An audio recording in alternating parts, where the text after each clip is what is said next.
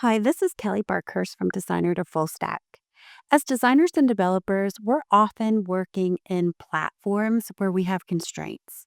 And so we need to be creative about how to work within that platform to get the look and feel or functionality that we're desiring for a website or client. So for this construction client, we're using a house built website, which means we have the restrictions of the house builder. So, one of the things I was noticing today as I was scrolling down, I noticed that this icon has a white background behind it. And that's frustrating to me. As a designer, I do not want background colors on my image.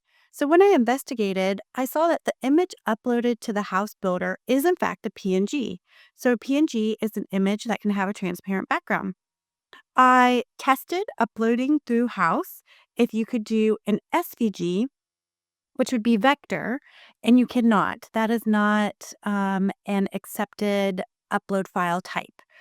But when I go to inspect, what I'm seeing happening is that the system itself, the framework, is taking the PNG that we uploaded and turning it into a JPEG. And JPEGs, as we know, are pixel images, and every pixel has a color. It cannot have transparency like a PNG. So that's the problem that's happening with our image. So our workaround is going to be creating JPEGs and uploading JPEGs that have the background color of the section that they're in, and that can either be white or gray in this case. So, not our best option, not as flexible as we would like, but a good visual solution for the platform constraints that we're in. So here you can see I have started. I actually put yellow, which is a brand color, and the circle icons have been used other places.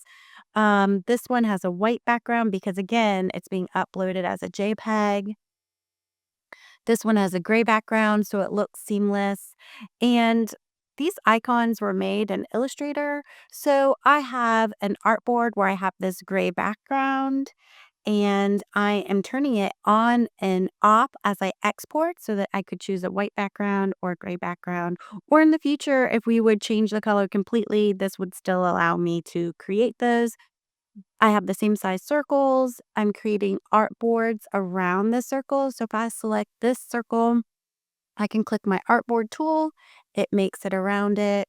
Now I can shift click and grab my circle and my icon, make sure I have aligned to artboard, and I can say center and center.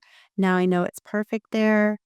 My timber frame construction, if I scroll down, is going to be on a gray background.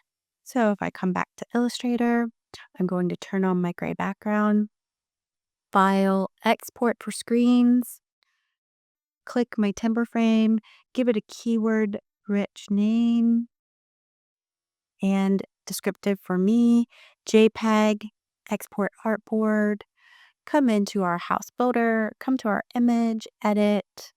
We will do choose another image, upload image, select timber frame, and give it an image description. So timber frame, construction in Morgantown, icon,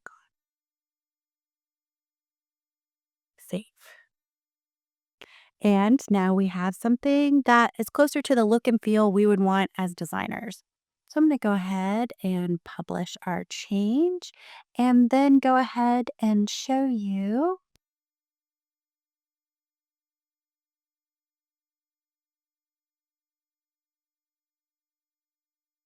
See if we can get it to There we go. So remember, Command R on a Mac will do a hard refresh, and we can see now we have more brand, um, on brand images, and I'm going to keep working on removing those white backgrounds.